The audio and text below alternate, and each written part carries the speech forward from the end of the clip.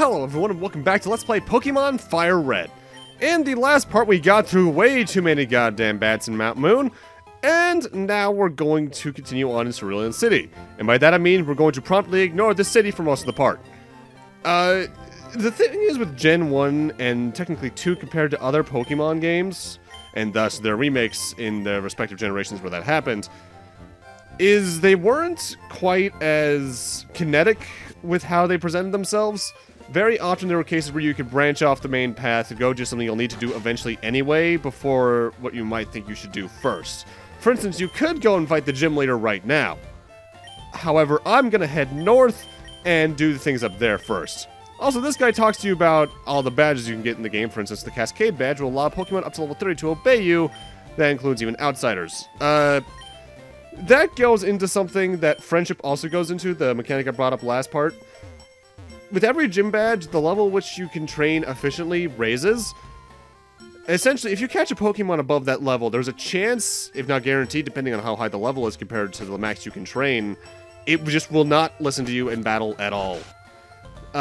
With high friendship values, that gets negated a little bit, but ultimately, it's more or less a matter just to make sure you don't get too powerful too early in the game in the case for some reason you go super out of your way. And it's especially useful in case you have a friend who has, like, say, a level 80 Charmeleon evolution. And then they trade it over to you. That would break the game, so they make sure that it has a chance to not listen to you. Also, this guy's giving us the Powder Jar, I believe. That's a multiplayer thing. I'm basically not touching that whatsoever. With that, let's head north. Oh, hi. Yo, Kyle! You still struggling along back here? I'm doing great. I caught a bunch of strong and smart Pokemon. Here, let me see what you caught, Kyle. Alrighty, Blue fight number 3. His team has seen a little bit of expansion since the last time. First off, his Pidgey has evolved into a Pidgeotto. Pidgeotto is the mid-evolution of this line, and it's not awful. I just don't really care for the Pidgey line in general nowadays. If you're looking for a flying type and you train this up, which, by the way, it evolves from Pidgey at level 18 or so, so wait, how the hell does he have it at 17? Huh. Either way, it's okay. The Gust ability is probably the one you need to watch out for the most, just due to its stats and the fact that, you know, Stab exists. Next up is probably the most pointless member of his team. Actually, no, it's Squirtle next. I forgot he threw this out first. Squirtle has seen no changes beyond the fact I think it also gained Water Gun, which is a stronger water attack, so don't throw your starter out against this thing. You're not too likely to win. Especially if you're playing Poke MMO, and I guess I could talk about that. Poke MMO is this fan effort to make an MMO out of the classic Pokemon games. At the moment, I believe Kanto, Hoenn, and Unova are the only ones in there, though they may have added one of the other games since. And it's definitely grindier, because they raised all the enemy Pokemon levels. I was actually stuck at this fight for a little bit, just fighting it over and over again so my Pokemon could gain levels. It's still fun enough, I suppose. I actually had a bit of a race with an old group of friends to get through it, and I think I got like 3rd. Alright, here's the newest member of his team. He now has an Abra. Abra is a Psychic type, just straight up. However, it's useless in battle, including here, because it only knows one move, and that is Teleport. Teleport is a way to escape a battle. If you use it outside of battle, it'll warp you to your last healing destination, such as a Pokémon Center, your mother's house, so on and so forth. He's just here to be experience fodder at this point, really. Great special attack stat, though. I think it's... I want to say it might be the first stage 1 of a Pokemon line that has over 100 in a stat that we've seen. I think, if I'm recalling correctly. I don't have many stats committed to memory. Also, Fury Swipes, that strikes between, I think, 2 and 4 times? No, 2 and 5. And I'd just rather have that than Leer because I don't care for stat-lowering moves. Alright, his Rattata has seen one notable change, and that's that it now has the ability Hyper Fang, which is annoying because it has a chance to make the opponent flinch. And flinching essentially means, yo, if I go first, there's a chance you might not be able to take your move after you've chosen it. Ha! Take it easy, you already won! Hey, guess what? I went to Bill's and got him to show me his rare Pokemon. That'll add a lot of pages to my Pokedex. After all, Bill's world's famous as a Pokemaniac. He even had the Pokemon storage system on PC, too. Since you're using his system, you should go thank him. Well, I better get rolling. Smell you later. Okay, oh, really? Oh, yeah, right. I feel sorry for you. No, really, you're always plotting behind me. So here, I'll give you a little present as a favor. And we get the fame checker. A chatty gossip like you, that thing's perfect. I don't need it because I don't give a hoot about others. Alright, this time I really am gone. Smell you later. Alright, the fame checker is a remake exclusive item that will basically regurgitate any important information you've learned about the celebrities in Kanto throughout your journey, such as Professor Oak, Blue's sister, Bill, or any of the gym leaders. It's more or less there in the case you skip through a dialogue, you don't want to go back and learn something. It's overall pointless. But with that, people call this the Nugget Bridge. Beat us 5 trainers and win a fabulous prize. Think you got what it takes? We have, in a rare occurrence for this game admittedly, 6 completely required battles in a row. There is a bit of an abuse we're going to be doing this, that you can do with this rather, that I'll be talking about in a few minutes. But I'm just going to go straight through it. My biggest advice for this is don't get too cocky, because it is very possible that you'll just take some stupid hits and have to go back and heal. Also, speed up theme for this part I think is between the Final Fantasy VI and some other battle theme. There's not even many new Pokemon at this point, it's just a lot of the things we've seen before, which, again, is a problem with Gen 1's early game. Because there were so few Pokemon, they had to keep a lot of them until the mid and late game, so there was better variety later on. So early on, the game kind of suffers. I'd say it won't be until maybe part 8 or so where we start seeing a lot of new Pokemon all over the place. I think. I actually haven't recorded any more beyond this point yet. I'll get to that after this.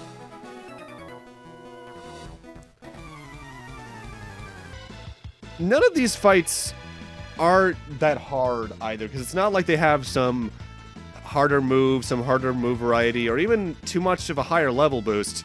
Though, admittedly, this is how I can tell that they technically want you to go after the gym leader first, I think, because the Pokemon do start getting a bit higher in level than the ones in Mount Moon. But I've always done this first, so I'm doing it first now. This next to last, though, does have someone new for us to see. And they might look a little familiar to Part 3. They have a Nidoran Male. Relatively weak poison type. I think attacks its highest stat compared to Nidoran Female's special attack. Or is the defense harm female? I actually can't recall off the top of my head already. Weak to ground and psychic, nothing too special. Its third evolution does get absurdly strong, but you have to get it there in the first place, which takes not only a Moonstone at the second evolution, but being level 16 plus. So technically speaking, this thing should be a Nidorino already, but either way.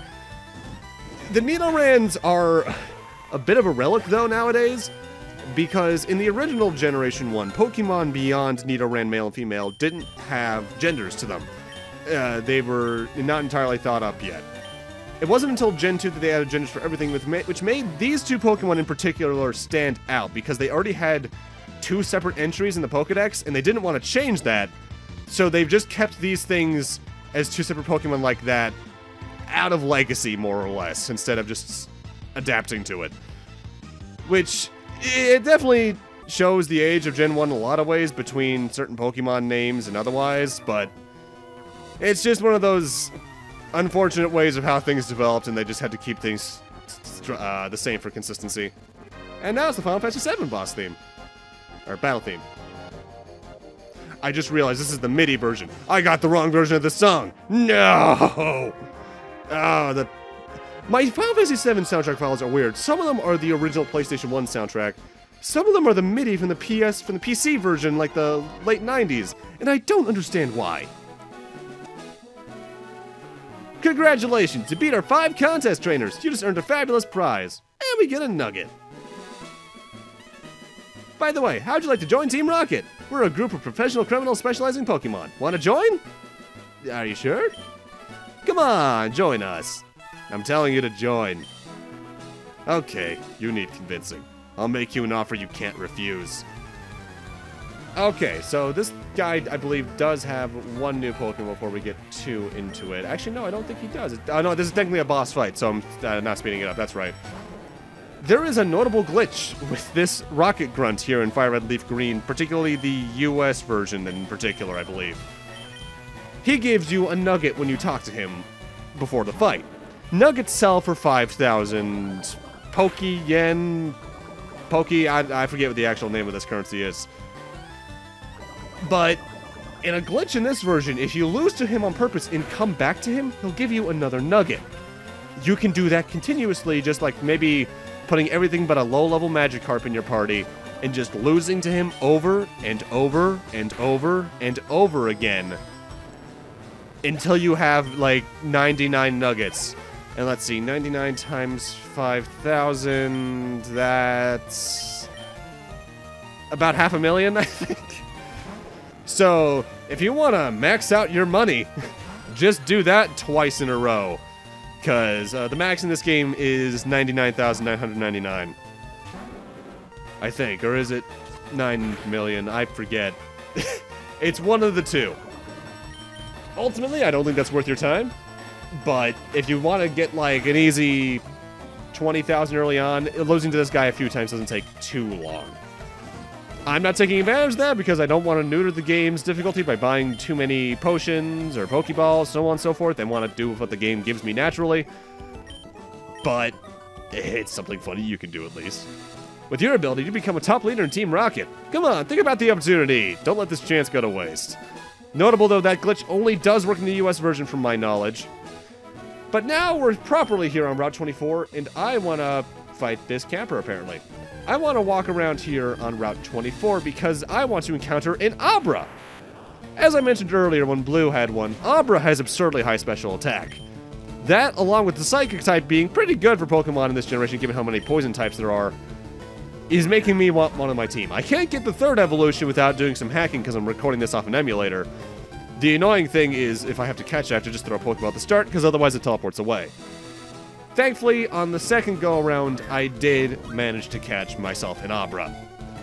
Other Pokemon you can encounter on this route are Caterpie and Metapod, Weedle and Kakuna, Pidgey, Oddish, Bellsprout if you're on Leaf Green, I believe.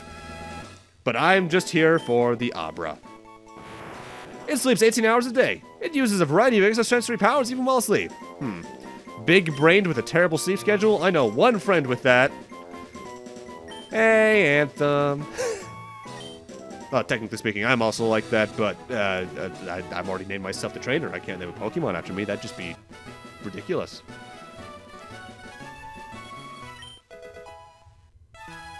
And now we're already immediately onto our next route, Route 25. I never understood why these were two separate routes. Normal Pokemon you can catch here, Caterpie, Metapod, Weedle, Kakuna. I think it's actually the exact same Pokemon, even with the Abras. I did mention it back in Mount Moon, but we also encountered ourselves our earliest Hiker class of trainer. Hikers tend to use rock, ground, and fighting type Pokemon, such as Machop. Machop is purely a fighter. Thus it's weak to flying, psychic, and fairy in Gen 7 onwards, I believe. It's a very attack-heavy Pokemon. I think its attack is its highest stat, and that continues into its evolutions. If you're looking for a pure physical attacker, this isn't a bad one to go for, if you can find one later on. I think you can first encounter them 2 or 3 dungeons away. Also, the rest of that fight was optional, so that's going to cut out. A lot of these fights are purely optional, because there's a lot of ways to walk around them, which is the way they tend to make the games work, is there's usually a way across, around a lot of the trainers, as well as in the gyms, there's usually a way around most of the trainers, except this kid. This kid is pretty famous in my mind, because if I'm recalling the equivalents correctly, this kid was someone else in the original Gen 1, but it still had a Slowpoke. And Slowpoke was interesting in that there was a glitch that you could use with it to get yourself a Mew, which is the 151st Pokemon in the Pokedex, the Event Legendary for Gen 1. Event Legendaries suck, by the way, I hate them. Slowpoke, though, Water Psychic type, so that means it's weak to Bug, Ghost, Grass, Electric, and Dark, if I recall correctly. It's extraordinarily beefy. It has a lot of HP in its, under its belt. its evolutions get a bit more special attack and attack-minded, if I'm recalling correctly. But the Slowpoke itself is beefy. It's really slow, though, hence its name. So you can more likely outspeed it with anything, really.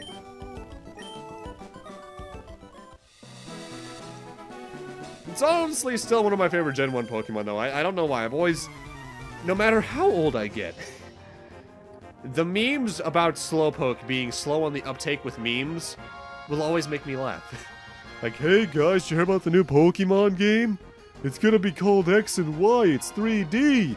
I don't know why. That'll just always make me lose my shit. A lot of the trainers on this pathway, though, if you chose Charmander, you're going to have an easy time with them because there's a lot of grass and bug types, and even then, having even a secondary Pokemon just like fighting type moves or flying could probably take care of a lot of these Pokemon for you. Oh wow, we're already on to the Final Fantasy VIII battle theme. I actually forgot I did that.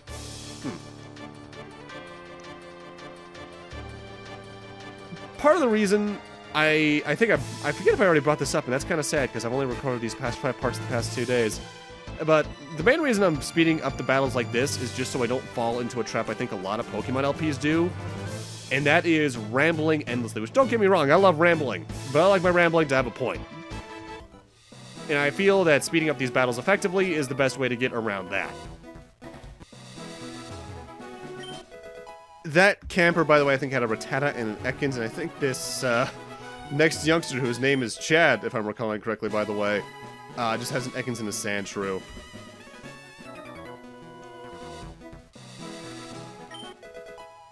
Always keep an eye out for these little tufts of grass, by the way, that look a little bit different. Usually there's a berry in there, and berries have various effects from healing status ailments, doing extra HP. Their biggest bonus is that they're items you can have a Pokemon hold and still use them, because there's a lot of healing items that just aren't hold items and therefore can't be used like that. I will eventually start using hold items, but I like to wait until I get specific ones. To me, berries, as a casual player, I just don't find them much use. They're better use in competitive. Or end game, at the very least. Oh, there's going to be a quick jump cut up here, because I actually had trouble finding this next hidden item, this Ether, which restores the PP of a move. PP, by the way, is just how many times you can use the move. I don't think I've even mentioned that yet. Usually higher damage moves have less PP. Hiya, I'm a Pokemon. No, I'm not. Call me Bill. I'm a true blue Pokemaniac. Hey, what's with that skeptical look? I'm not joshing you, pal.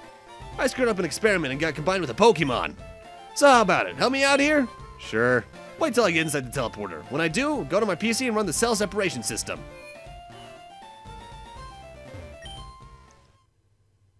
Okay. I mean, hey, I feel like you being a Pokemon would be a great news story, but who knows how that would alter your lifespan at all, so I guess we should just get you out of there.